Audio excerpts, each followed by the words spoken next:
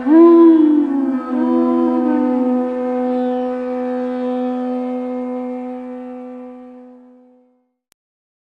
Krishna. My name is Akrura Das. I welcome all of you to this wonderful evening class.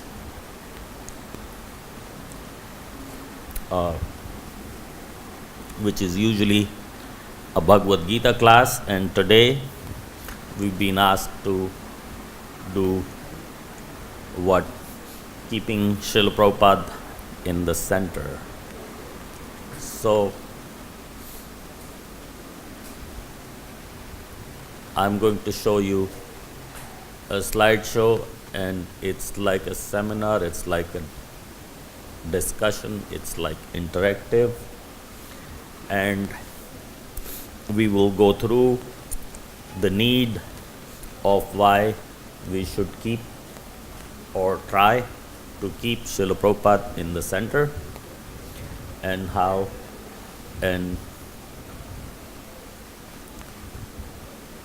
important it is and how crucial it is for further growth of ISKCON, and how it will help us stick together and be part of one big family with Srila Prabhupada in the center. All right, everybody understands kind of the theme. Srila Prabhupada called himself or named himself to be the founder Acharya of the International Society for Krishna Consciousness. It is not a title that any of his disciples in a friendly gesture offered it to him in any way. Srila Prabhupada chose that title for himself, and he was quite adamant that he should be called the founder Acharya of the International Society for Krishna Consciousness, and he made no compromise that, oh, you can call me something like that or something similar. No, nothing. He straight out gave founder Acharya His Divine Grace A.C. Bhakti-Vedanta Swami. So the first question is, what is founder Acharya? What does it mean? Who's supposed to be a founder Acharya? Where does this word founder Acharya comes from? What is it? It's not something we come across every day, used for anyone other than Srila Prabhupada himself. Founder Acharya, did that word come from Bhaktisiddhanta Saraswati? What? Where did it come from? Did he inherit it from Bhaktisiddhanta Saraswati? Not really. Bhaktisiddhanta Saraswati never gave himself that title. So in this seminar we go through that, and soon as the projector is working, we will be showing what we are working on. But in the meantime, we are going to ask you some simple questions to make a point.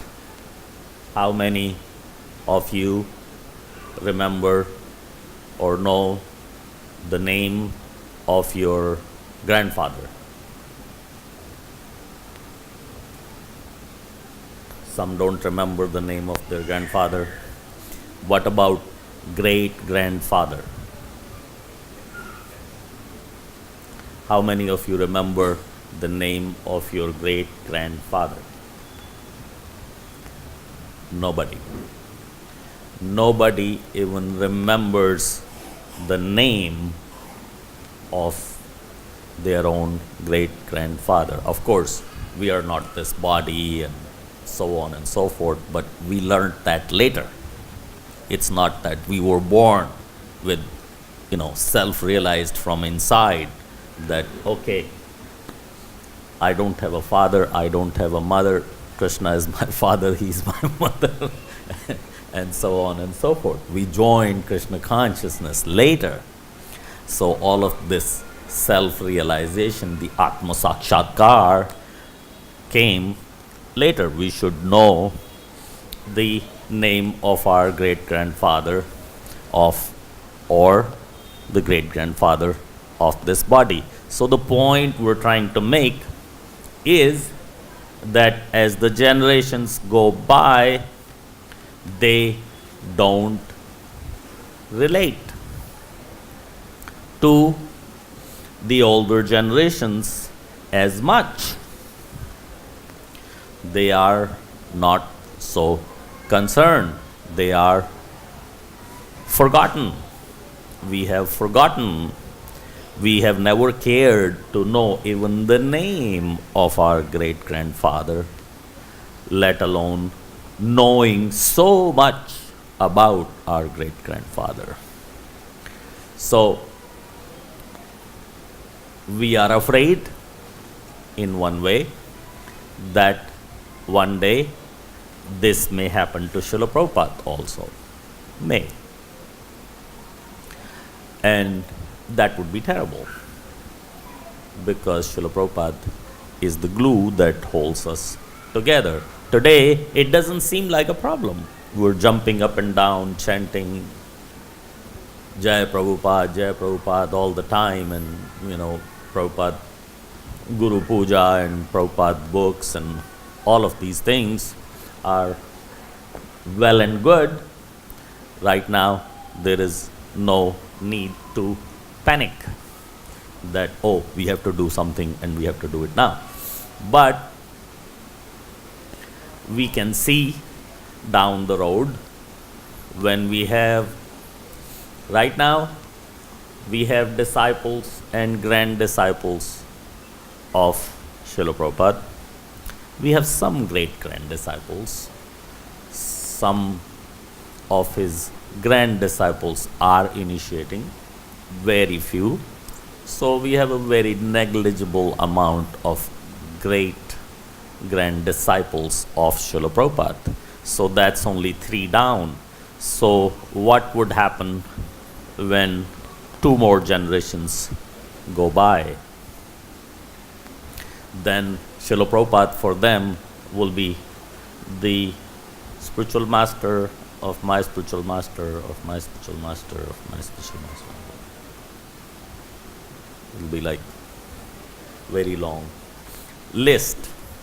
And of course, we want to glorify our spiritual master, and we want to glorify our grand spiritual master, and the whole Guru Parampara and everything. There is nothing wrong with that idea. We are supposed to be doing it, and that's a bona fide process. But if we are glorifying our spiritual master, his spiritual master, and his spiritual master, and his spiritual master, and Srila Prabhupada is above that, by the time the glorification is done, the class will be over. What's left? So that's why what we need to do is, like every time we sit down and glorify somebody, we glorify Srila Prabhupada right now, and we don't go so much into the glorification of all the other previous acharyas higher than Srila Prabhupada, unless if it's their appearance or disappearance day. Even that, sometimes in the temples I've seen people ask around, okay, who can speak on Bhakti Vinod? Is there somebody who can speak on Bhakti Vinod?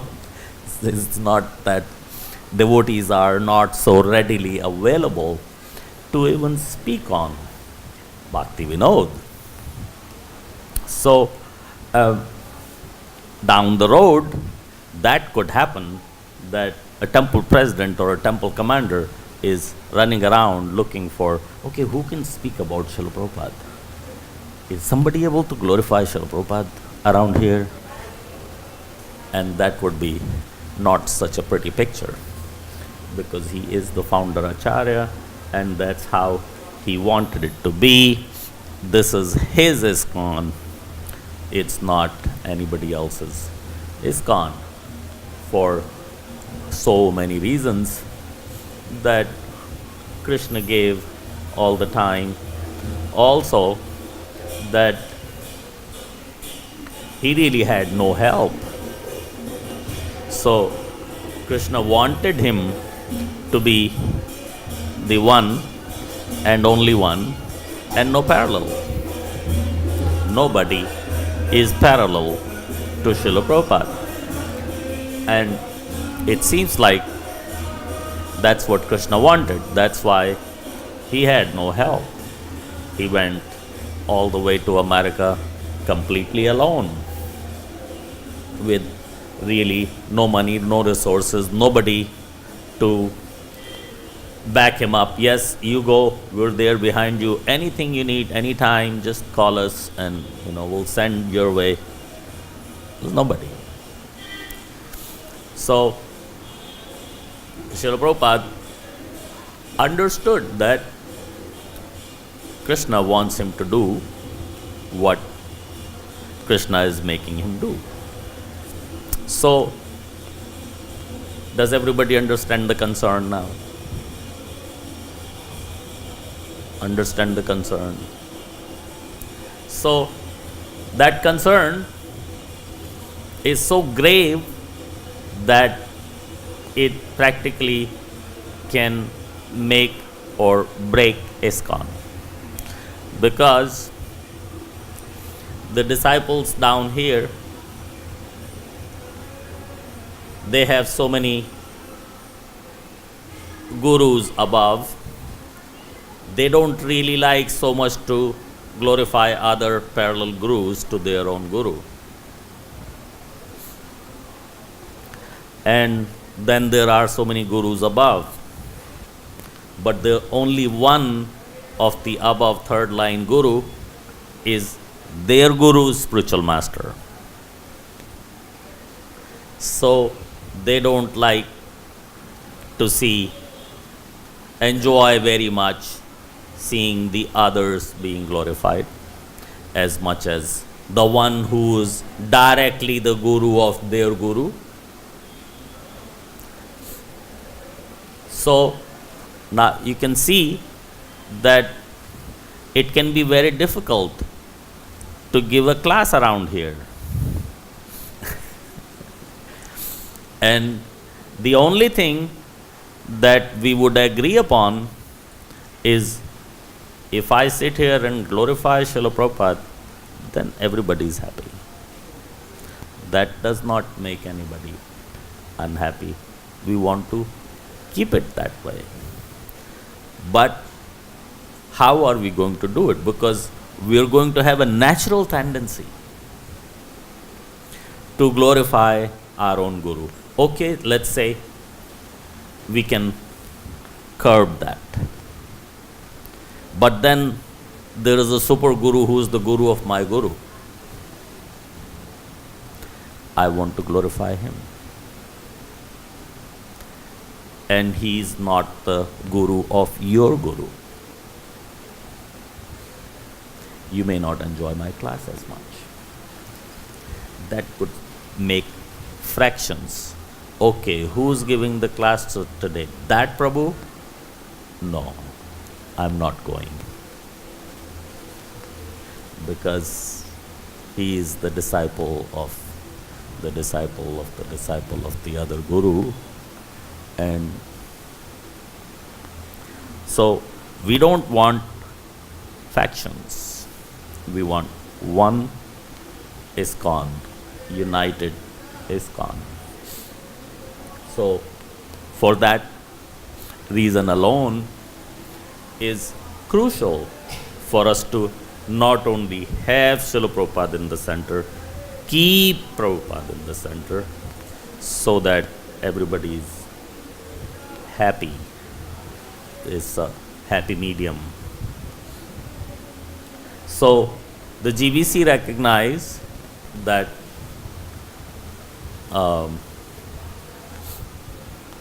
kind of approaching matter that could be of concern few generations down the road.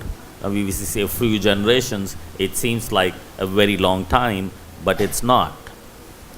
We are already having the grand disciples of Srila Prabhupada initiating.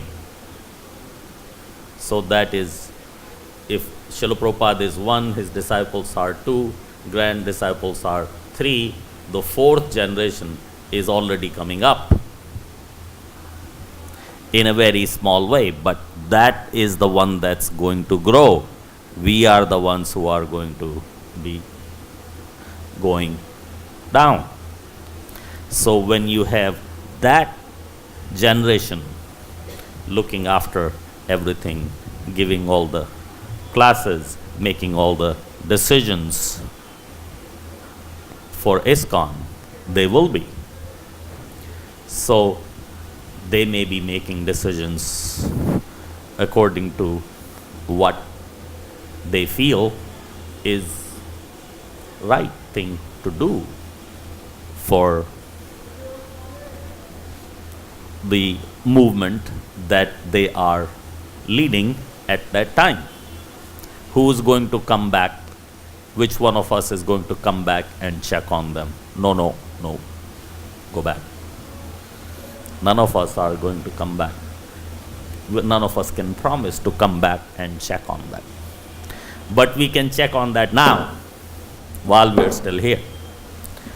Make procedures, systems, and so on, so that it remains, that they cannot change that drastically, that Srila Prabhupada's image is overshadowed by anybody else's, for that matter. Whoever that may be, whatever the prominent or the most prominent or the second most prominent disciple of Srila Prabhupada should not be able to overshadow Srila Prabhupada one little bit. If that happens, that would be trouble. So the strategic planning team recognized that coming issue that can become an issue, and made a committee of the GBC members and others to deal with this issue now, rather than deal with it when the fifth generation is in power, so to say. It's not power, but in a way, there will be the decision-making powers. So that committee is called Srila Prabhupada's Position Committee. And the members of that committee were like Gopal Krishna Goswami, Bhakti Charu Maharaj, Mother Malti at one time,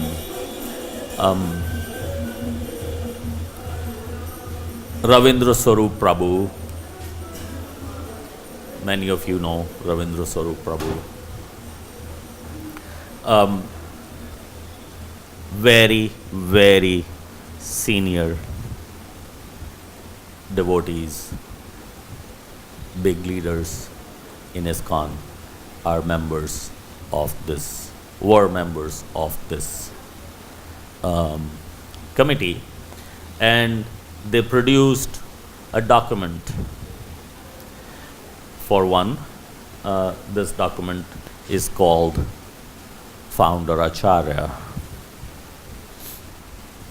to explain what is Founder Acharya.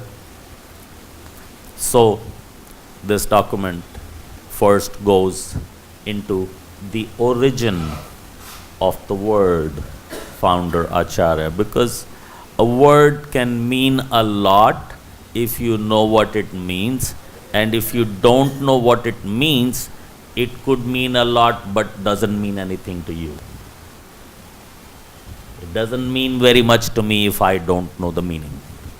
I just say founder acharya, founder acharya, founder acharya. It doesn't mean anything. So the first thing is, where did this word come from? The founder acharya. Anybody knows?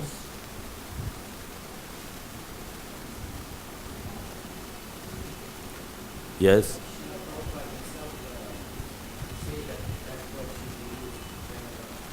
Yeah. Good, you caught that. I just said that. You caught it. But where did Srila Prabhupada get this word? Did he make it up at home? That here I'm going to invent a new word. Did he invent it at home? If he put that word in front of his name, he must have gotten it from somewhere. So we did research on that. Where did this word even come from? What is the origin? So we found that the origin of this word, Srila Prabhupada never mentioned this word in any of the books with a meaning. He never gave a meaning of what he means by the founder acharya. He never gave it. And then we looked up the books of Bhakti Siddhanta, that maybe he got it from Bhakti Siddhanta, because Bhakti Siddhanta wrote extensively in English. This is an English word. We cannot really go back and search all the other non-English books and try to find the word founder acharya. So we can't go that far. Thakur Bhakti Vinod wrote a little bit of books in English, but Bhakti Siddhanta wrote a lot more, because he had this magazine, the Sajjan Toshni, and he wrote very regularly in it. So we found that Bhakti Siddhanta himself never really wrote that word. And Bhakti Siddhanta was offered that word as a title by one of his disciples. So that's the origin that we found, because it's English word. Most of these older books are not written in English.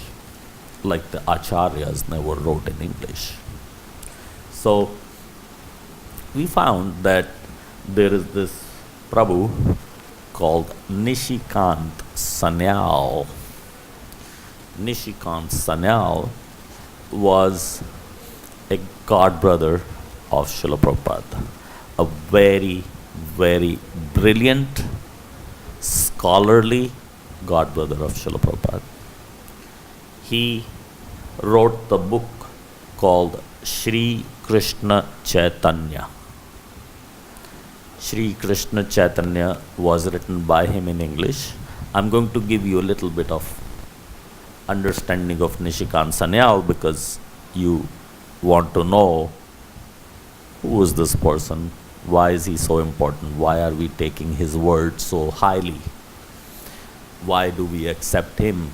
Because Srila Prabhupada had so many god brothers, we're not taking them as, much of an authority. So why him? Nishikant Sanyal was different. Nishikant Sanyal, let's go back to Sajjan Toshni. Sajjan Toshni was a magazine just like a Back to Godhead, was published by Srila Bhakti Siddhanta on a regular basis, and he wrote an article or two for the magazine, and he encouraged other disciples to write some articles as well. So many disciples wrote articles for the Sajjan Toshni. It was like, my article got published in the Sajjan Toshni kind of thing. But all of those articles had to come to Srila Bhakti Siddhanta's table and be approved, and many did not get approved. Srila Bhaktisiddhanta Saraswati was very strict as to what he would allow and what he would not, and many of these people did not have enough understanding and clarity of presentation that the level that Srila Bhaktisiddhanta expected. But Srila Prabhupada wrote first, second, and the third article for the subject Doshni, and after the third article, after Srila Bhaktisiddhanta reading the third article, he said, don't bring me any more articles of Abhacharan. Just print them. Straight. Just print them. I don't want to see what he writes. Just print it. I don't have to edit. And that made Srila Prabhupada not so popular among his godbrothers, especially those who were writing and and their things were coming back. And they said, he is a grahastha and he is a new bhakta or a new devotee. He is so junior, and so on and so forth. Nevertheless, Srila Prabhupada had to live with that because it's his guru who decided that his articles don't have to come to my table. So Srila Prabhupada's articles went straight to the press. But other than Srila Prabhupada, there was one more devotee whose articles Bhaktisiddhanta refused to edit and said, just whatever he wrote, print it. And that was Nishikant Sanyal. So now you understand the level of Nishikant Sanyal. That is from that generation.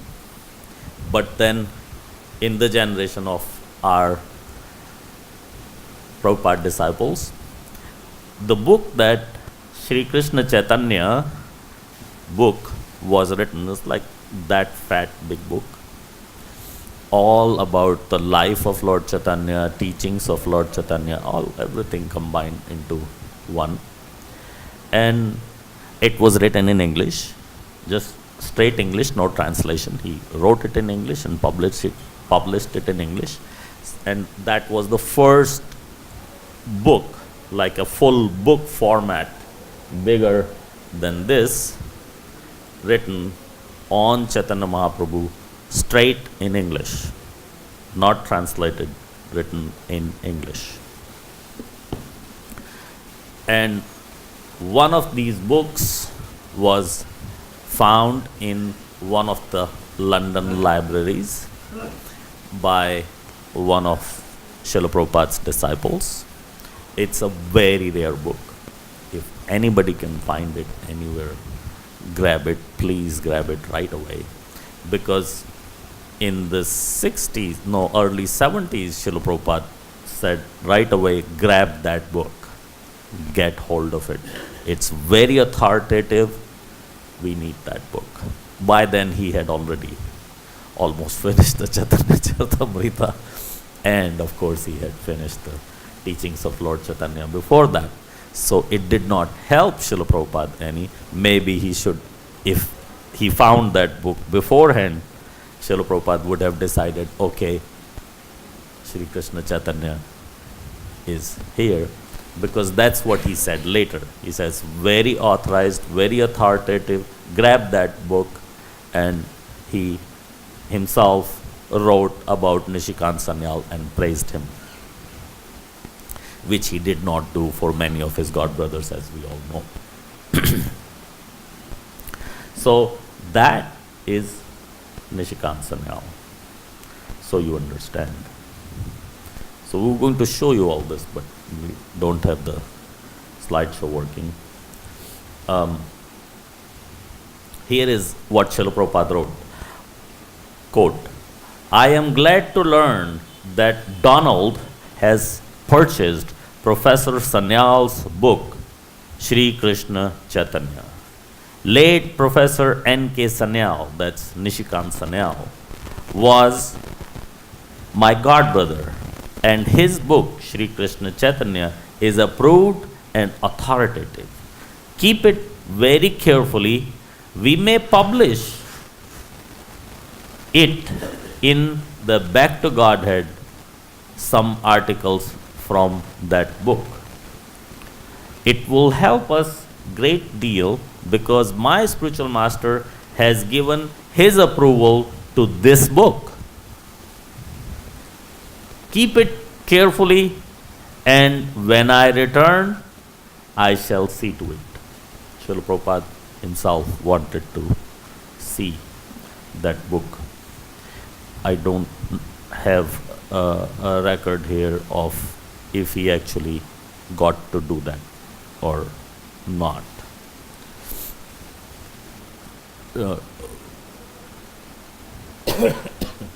Ravindra Swarup Prabhu, I think, said that he doesn't know either. So, it is Nishikant Sanyal who gave the title of founder Acharya to Bhakti Siddhanta Saraswati. But Bhakti Siddhanta Saraswati had already left, and the title was given after Bhakti Siddhanta left the planet. So he never got to approve it or accept it, and Gaudiya Math, rest of everybody may not have exactly agreed, so he never got the title. Bhakti Siddhanta Saraswati never got the title, meaning officially never got the title, never was able to use it, and nobody used it for him even after him leaving. So we feel that Srila Prabhupada picked up that word, founder Acharya, from Nishikant Sanyal and said, okay, nobody gave it to Bhakti Siddhanta, but now, although Srila Prabhupada tried his level best to become a part of Gaudiya Math, he never wanted to start a whole new movement, International Society for Krishna Consciousness. He felt like he was a Gaudiya Math devotee, and he wanted to work with the Gaudiya Math and remain in the Gaudiya Math and not start his own movement. But we all know that because of no cooperation, he had to start his own movement. So he started his own movement and accepted that title like it was sitting on the table. Nobody has it, okay. And we all are very sure that Srila Prabhupada really deserved that title, and that's why he generously accepted that title. And how strict he was to that is told by another senior disciple, that in Michigan, in Detroit, we bought, or Amrish Prabhu bought for us, a manor. It's called the Fisher Manor. Anybody's been to the Fisher Manor here? You got second initiation there by Srila Prabhupada in his presence.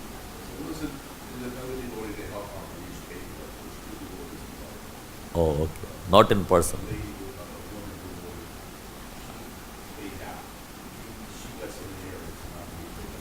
Oh, she paid also?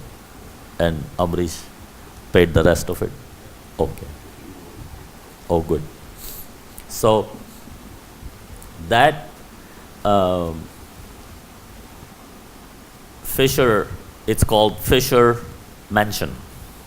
The Fisher Mansion was made by Fisher, and whose Fisher is every GM car says body made by Fisher. Every General Motor car says body made by Fisher. The motor is made by General Motors, but the body is made by Fisher. So he was the actual manufacturer of every GM car other than the engine. So he was a very, very wealthy person, and he never married, so he never had any children. And so after he left, his mansion was like left to for you to understand what this mansion meant is the river was something like 5-6 miles away from the mansion, and he brought his own stream from the river into the mansion inside his living room, going through to the front and to the other side. So when he drove into his yacht or came in the yacht, he could just, from the river, he could just take the turn and go to his mansion and put his foot out of the yacht into his living room directly. He was that wealthy. So this is a very important building to Srila Prabhupada, to ISKCON at that time. This was like, we had less than 10 temples around.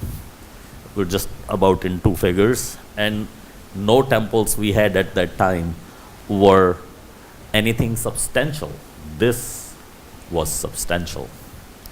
So Srila Prabhupada bought and paid for it, as Prabhuji said. One Mataji got some inheritance, and Amrish paid the rest of it. So for us, we say Srila Prabhupada bought and paid for it, and said, okay, to prepare. And to tell you something very interesting, the 3 arches that we have in almost every temple, we have 3 arches above the altar area, the deities. The 3 arches, and we have the floor, 1 white and 1 black tile. All of this was already there in the Fisher mansion. It was already there. The 3 arches were already there. We didn't have to do nothing. Just bring the deities, and the 3 arches are there. He had fountains, little fountains like that big around the area. When he had parties, these fountains would be running champagne. So you could be anywhere and just fill up your glass for. So we used those fountains, of course, with plain water. They were set up with the lights and everything. It's a beautiful thing that he had made. And even to this date, we charge tourists $5 per head to come there and take a tour of this, right now, temple. Now it's a temple, but we charge $5 per person for people to come in and take the tour of the temple. Of course, you as devotees, we will not charge anything. You're welcome without paying the $5, and we would give you a few free tour as well. But a few buses a day come to see the Fisher Mansion, and everybody pays at least $5 per person to get a tour of that facility. There are several rooms we don't use, we just keep them to show the original way that those rooms were made. We did not Krishnaize them, just keeping it just the way that Fisher made them, so that people feel that it's worthwhile that they're seeing, paying the $5. So when Srila Prabhupada showed up for the opening, he asked the devotees to prepare everything and so on and so forth, and he showed up for the opening. He had already, so this is the first actual substantial temple where the big name was going to go, International Society for Krishna, ISKCON, International Society for Krishna Consciousness, founder Acharya, His Divine Grace, A.C. Bhakti-Vedanta. All of this was going to go on this first substantial temple, a big, big sign. Otherwise, we had like little Hare Krishna. We didn't have anything so substantial. That property right now is worth hundreds of millions of dollars. Hundreds of millions of dollars. It's got the river going through it. So it was very substantial. And Srila Prabhupada gave clear instructions. I want this on here. And devotees, not naming any names, did not take him seriously. They missed on the founder Acharya part. They either misspelt it or put it in the wrong place, or because they didn't know that what does this mean? So they goofed up. And he showed up the night before, coming down the car with his stick and looking up at the sign. And soon as he noticed that the founder Acharya is not right, he put his stick down and this temple is not opening tomorrow. First step onto the property, he sees the sign, says, no, this temple cannot open tomorrow. Fix the sign first. He did not want anybody to see that sign that did not have the founder Acharya written in front of his name properly. He stopped everything. First, fix the sign. And it wasn't that simple. Like these days, we just say, okay, order another flax. And tomorrow morning, another one will come up. We'll take this one off, put the new one on. No. These were words that big, crafted into the shape F, actual wood or some kind of material, actually handcrafted or machine crafted, hand finished, but they were crafted words that go inside the wall, with the things hanging out inside the wall, like that. So devotees panicked to fix all this because everything is ready for tomorrow. We've already cooked for so many people, and if there is no opening, we're going to be cooking again for the day after, and so on. So in any case, they put everything together, and devotees were very, very empowered at that time because of Srila Prabhupada's empowerment given to them. They made it and fixed the sign and showed it to Srila Prabhupada, and Srila Prabhupada okayed it and the temple opened. But the point being that Srila Prabhupada was not going to go ahead with small or any kind of mistake with the founder Acharya, he was very firm that founder Acharya should be used exactly the way that it is. So going further, Nishikant Sanyal did not just give the founder Acharya title to Bhakti Siddhanta, he got it from somewhere. He got it from somewhere as well. And he gave his explanation why he is giving that title to Bhakti Siddhanta. So, in one of his books, he wrote the whole chapter on the founder Acharyas. And I will read you the first paragraph, quote from Nishikant Sanyal.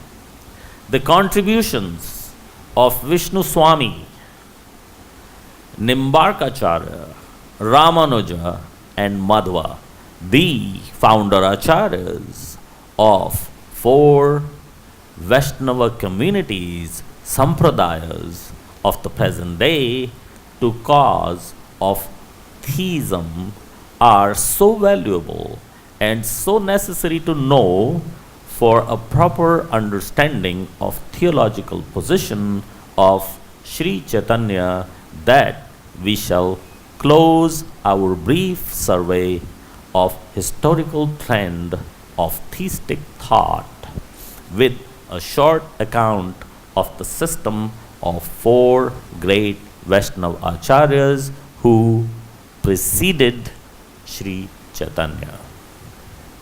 So, now you understand where the title comes from. So he is giving that title for that reason, because whatever the Sanskrit name for these acharyas is, he is giving them this. Founder is an English word, acharya is a Sanskrit word. He's putting them together. The Sanskrit scholars will have a problem with it. The English scholars will have a problem with it. Founder, I understand. What's acharya? The Sanskrit scholars will say, acharyas, we understand. Who is the founder?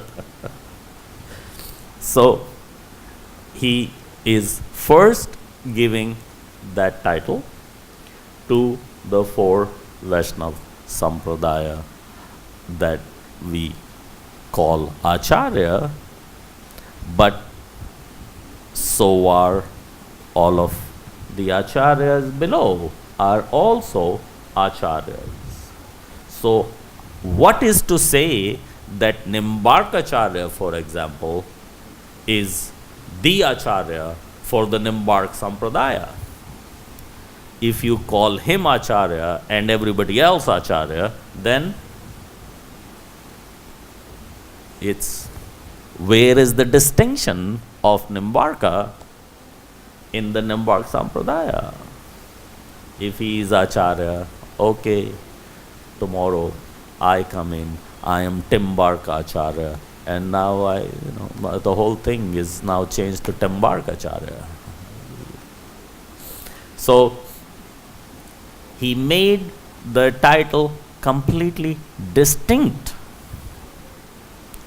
that it is founder Acharya. It is not just Acharya, it is founder Acharya.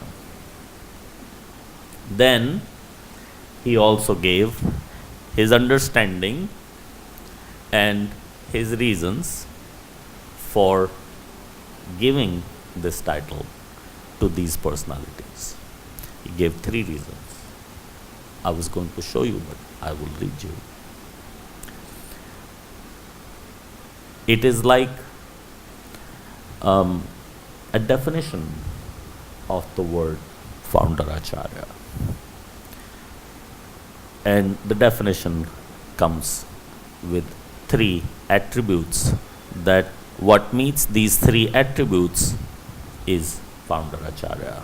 So number 1 is defeats other interpretations of Vedanta. Number 2, revives and reforms community and has a signature style. Revives and reforms the community and has a signature style. Number 3, preaches the view of prehistorical teachers. Who are the prehistorical teachers? The prehistorical teachers are Brahma, Rudra, Shri, like that. The Kumaras.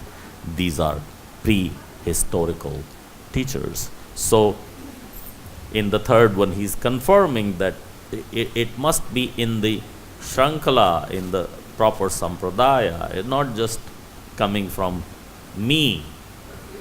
It's the whole thing is started by me, and so I am the founder Acharya. No.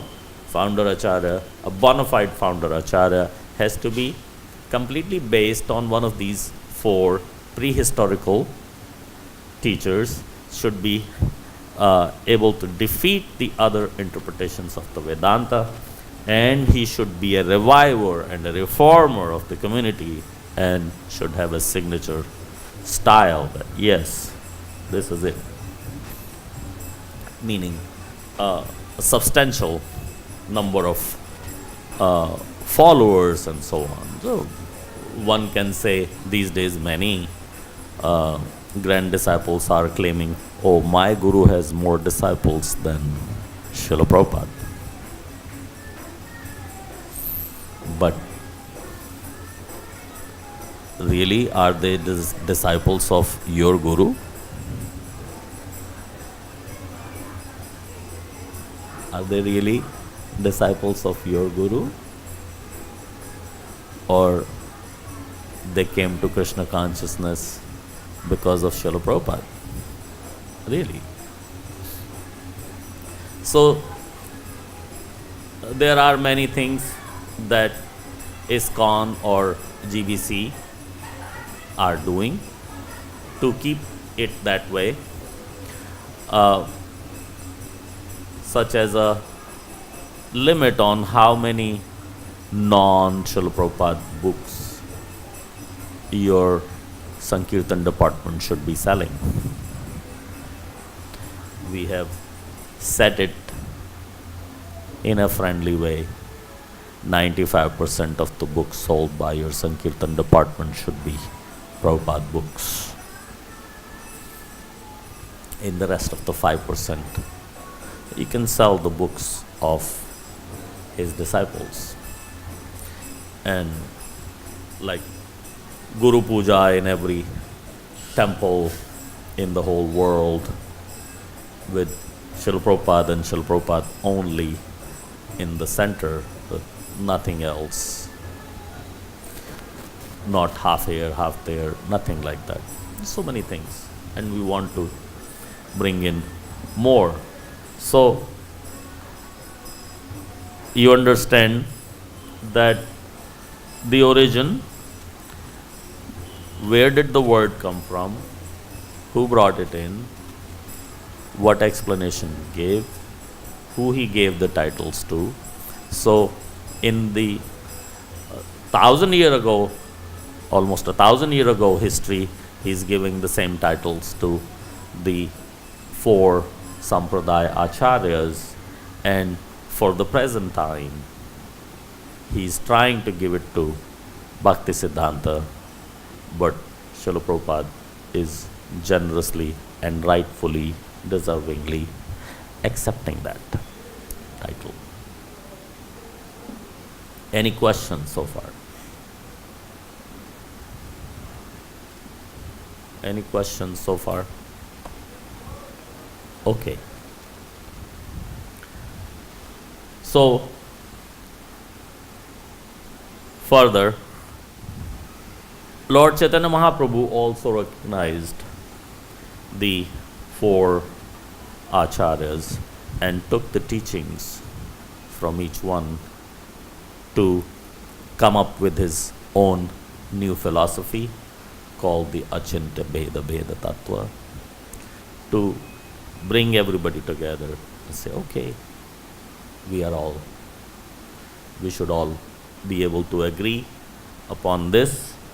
And he established the Achintya Bheda Abheda Tattva and preached that.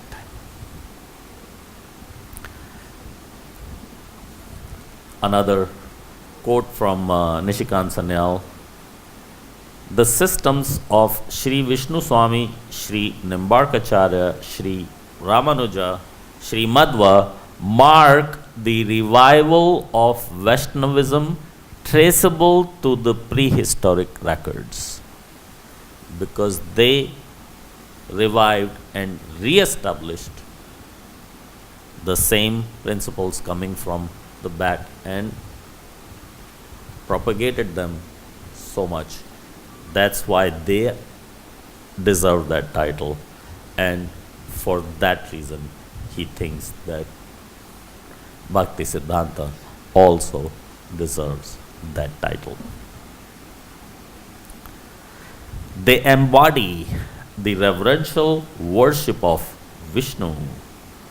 Their secondary value consists in being an uncompromising protest against the opinions of the speculative creeds. Their spiritual synthesis, although sound, is incomplete.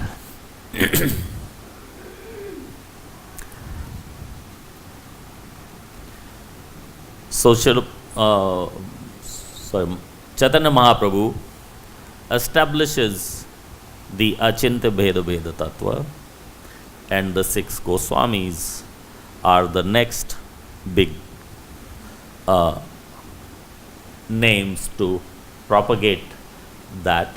And after the 6 Goswamis, we think that if there has been a preacher who has really been able to take this Krishna consciousness to every town and village and so on and so forth, that is only Srila Prabhupada. So it's not that we are trying to just favor Srila Prabhupada because he happens to be our guru or our hero, but really he does deserve it, we think.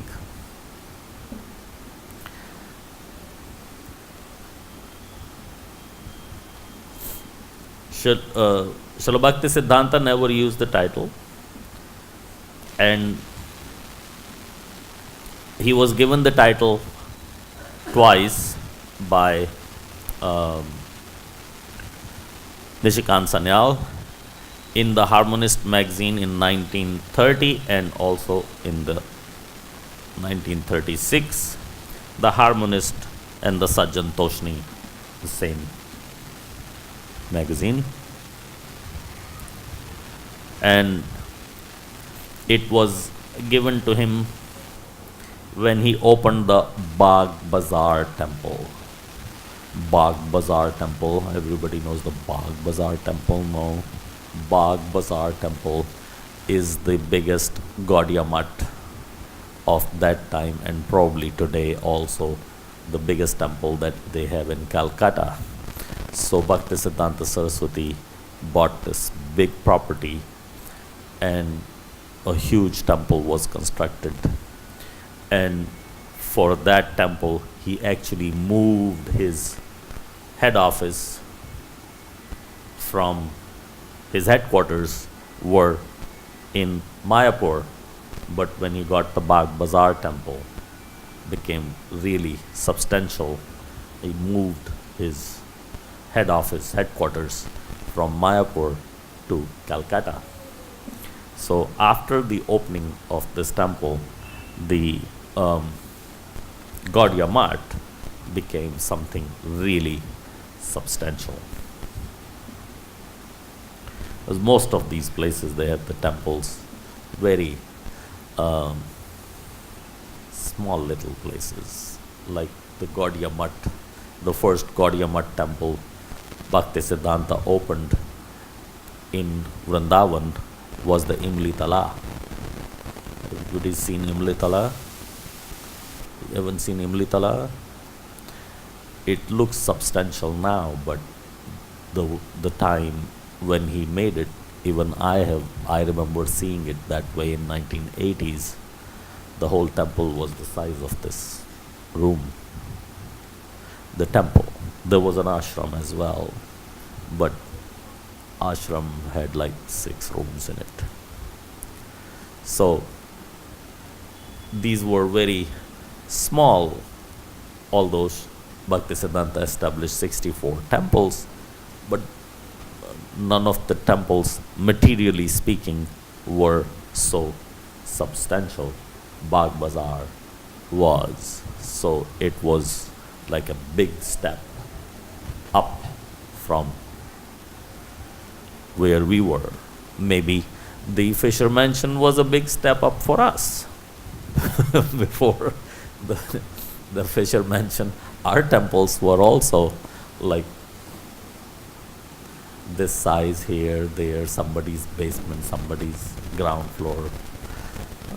None of the temples were built to be a temple. Even today in North America, we probably have 4 or 5 temples where we have built the temple from the foundation up to the top, to the domes.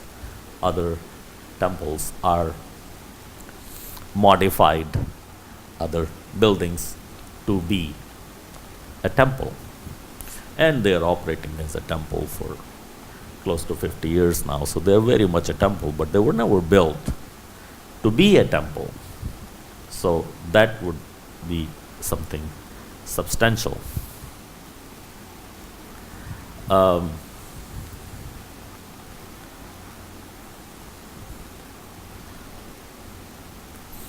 So Srila Prabhupada also established his headquarters next to the headquarters of Bhaktivinoda Thakur. Bhaktivinoda Thakur's headquarters of the Chaitanya Math is still in Mayapur, and the first sign that Srila Prabhupada put on the property when he got the Mayapur land, I want to show you very badly, but I can't because the projector, I don't know what happened. They promised me the projector will be working.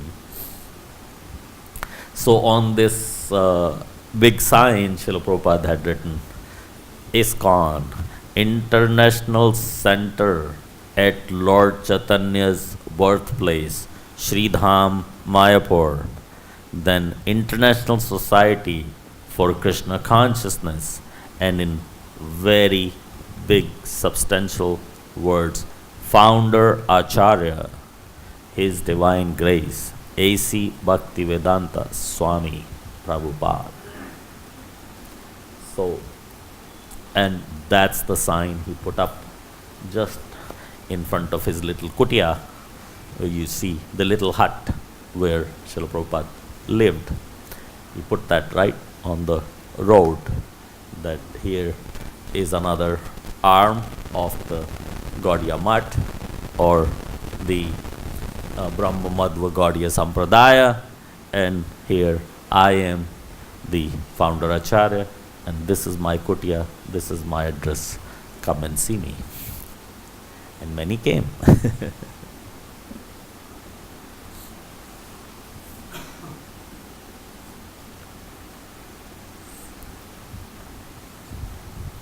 And at that time, he also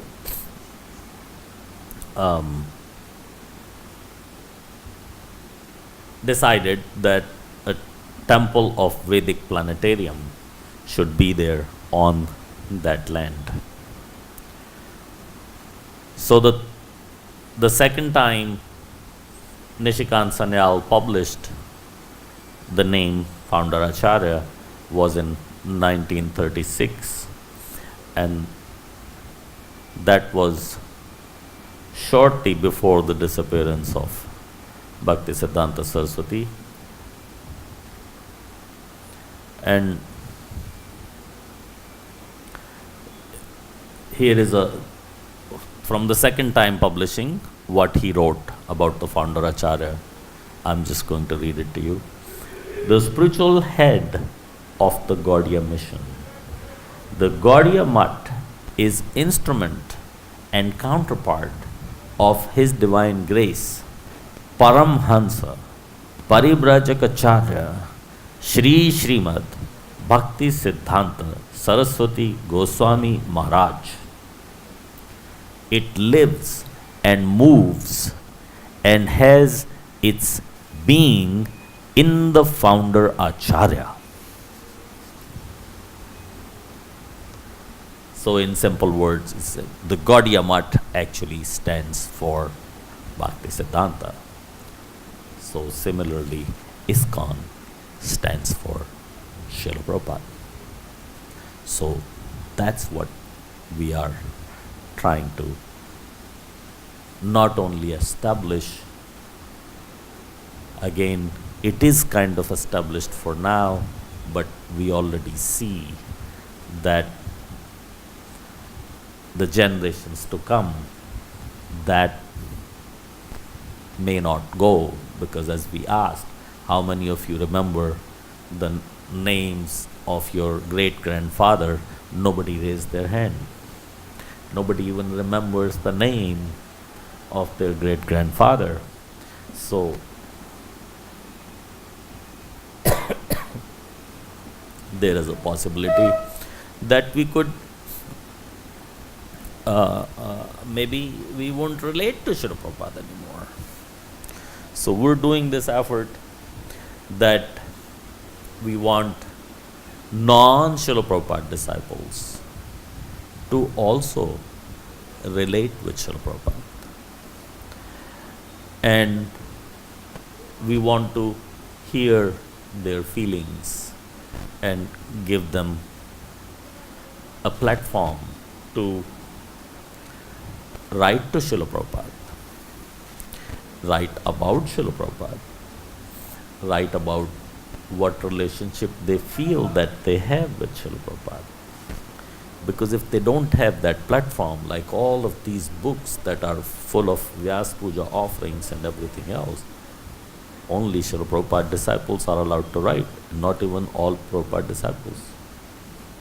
Not even all Prabhupada disciples can write an offering. What about us, the grand disciples? Where are we going to go? We need to have just as much relation with Srila Prabhupada or more, because we are the grandchildren. We deserve more love of the grandparents than our parents do, isn't it? The grandparents are always more dear, and grandparents have more love for their grandchildren than the parents do. Of course, parents are full of love, but grandparents even more. So we should feel the compassion of Srila Prabhupada more than his direct disciples, because we are the grandchildren. And then come the great-grandchildren. The great-grandchildren should feel that love even more than us.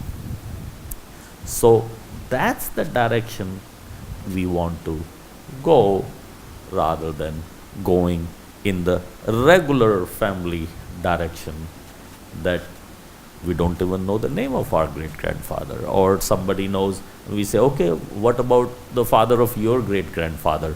You know their name? But they'll be stuck. No. Why? They won't say, but they don't care.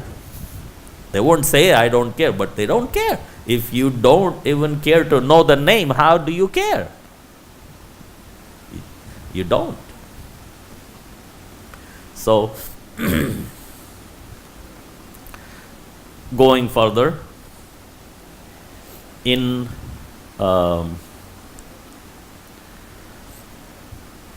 1944, Srila Prabhupada started publishing the Back to Godhead magazine. So it was at that time that he took up the mission under the guidance of his guru, Srila Bhaktisiddhanta Saraswati. In 1944, he started the Back to Godhead magazine in English. Srila Prabhupada translated his own Bhagavatam, the whole first canto, in 3 volumes. There was a published Bhagavatam of Bhaktisiddhanta Saraswati already. He did not take that. He wrote his own volumes in his own translation and his own purports.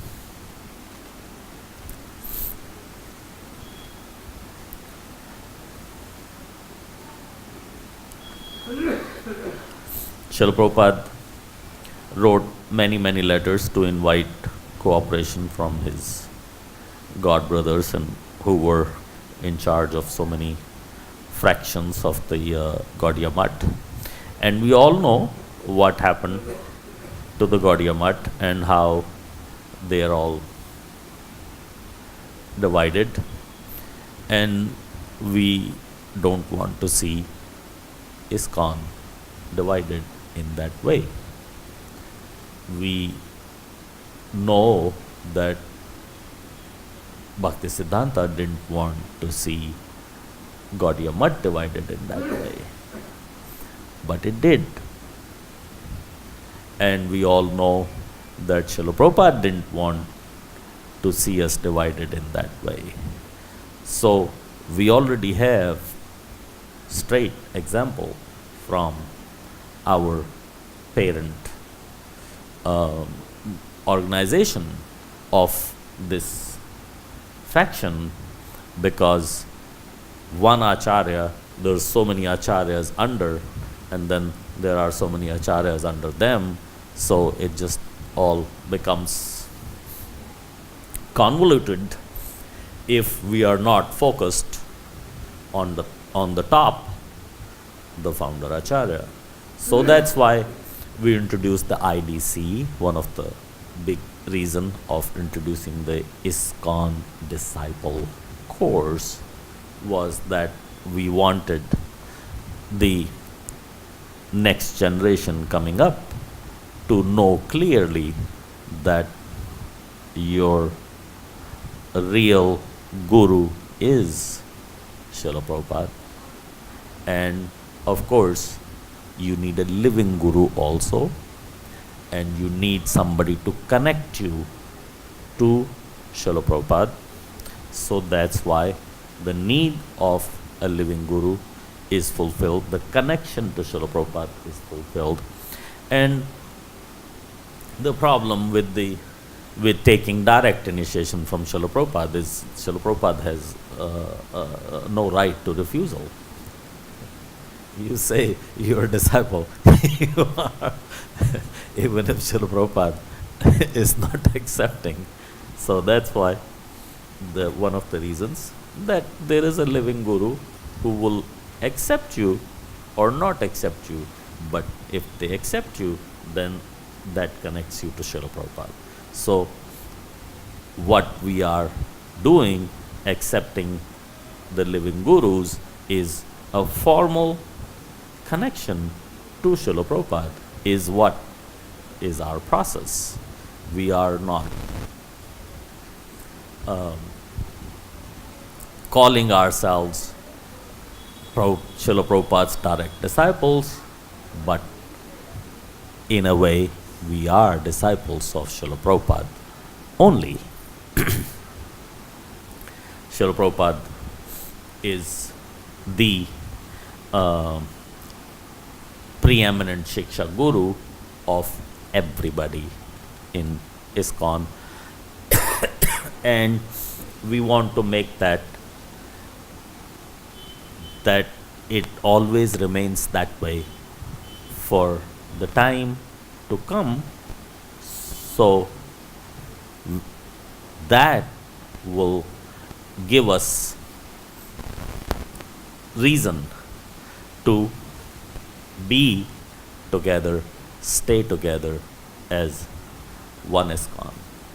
United we stand, and divided we fall.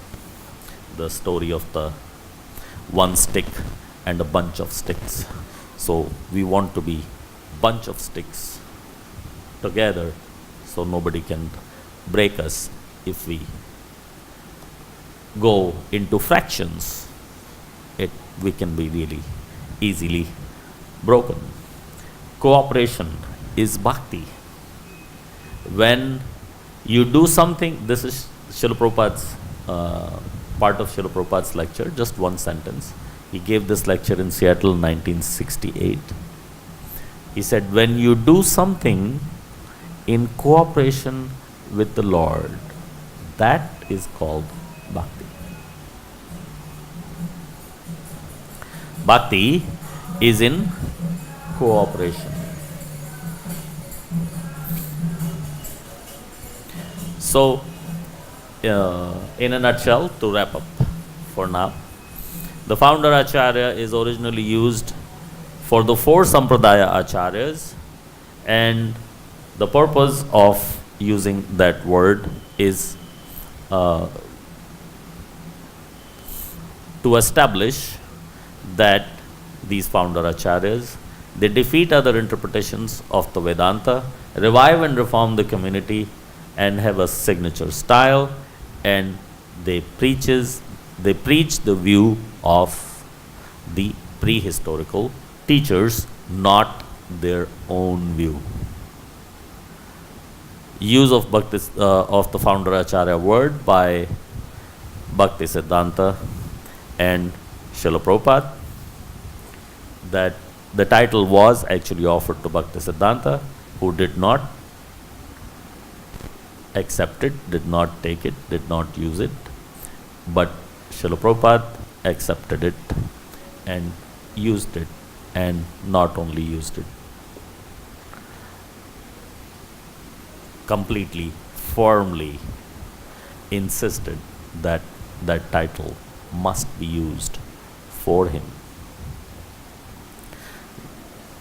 Why we had the new organization, and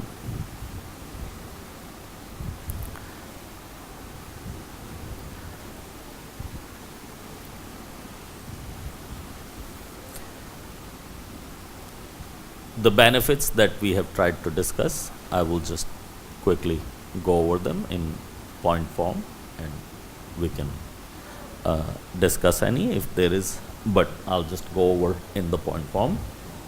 The benefits that we have discussed are 7. These are the outcomes that we want. We want the perpetuation of the mercy flowing from Srila Prabhupada to all of us and next generations to come. We want to make sure that the position of Srila Prabhupada as the preeminent Shiksha Guru for all ISKCON in all time to come is fixed.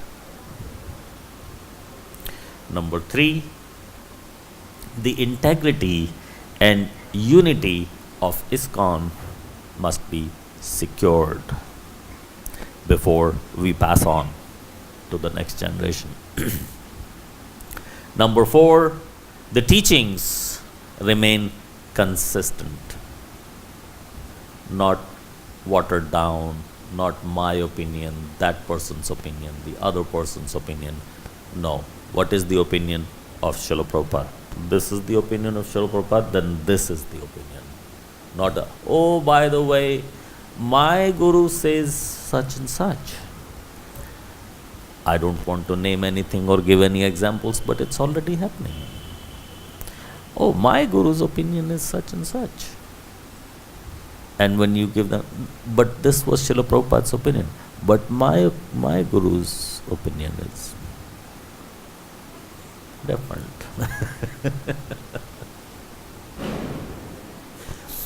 Or the opinion of my guru's guru is different than of Srila Prabhupada. So what do you say? So we want to keep the teachings of Srila Prabhupada consistent and everybody go through Srila Prabhupada's. So that's the other system we made, is nobody can come into ISKCON and say, okay, he's going to be my guru and I'm joining ISKCON. No. You are going to first take shelter of Srila Prabhupada and then choose a guru. You cannot just take shelter of a guru directly. You have to take shelter of Srila Prabhupada, then choose a guru. Number 5, preaching potency is maintained and developed. No watering down. Number 6, books offer fresh direction and insight. So we need to keep Srila Prabhupada's books in there. Previous acharyas must be understood properly. So we believe that Srila Prabhupada understands the previous acharyas more properly than anybody else. So we want to stick with that. We don't want tomorrow another person to come and say, oh, by the way, my guru understands the message of Bhakti Vinod Thakur better than Srila Prabhupada, because he has more disciples, his books are more popular, the whole world is reading his books, and this, that, and the other thing. We don't want to deal with that. We just want to cut it out now rather than when it comes. We are already in ways facing that. It is not so crucial because these devotees are direct disciples of Srila Prabhupada and their godbrothers are there to deal with them. But when their disciples will go up there, then, and the Prabhupada disciples are not there, then who is going to defend Srila Prabhupada? So we want to defend Srila Prabhupada now because we can't come back. We can't promise to come back to defend him later. So that's it for today. If there's any questions or comments, we can take quickly. Any questions or comments? No questions, no comments. Going once, going twice, gone. Thank you very much. Jagat Guru Srila Prabhupada ki Nitai Gaur Premanand.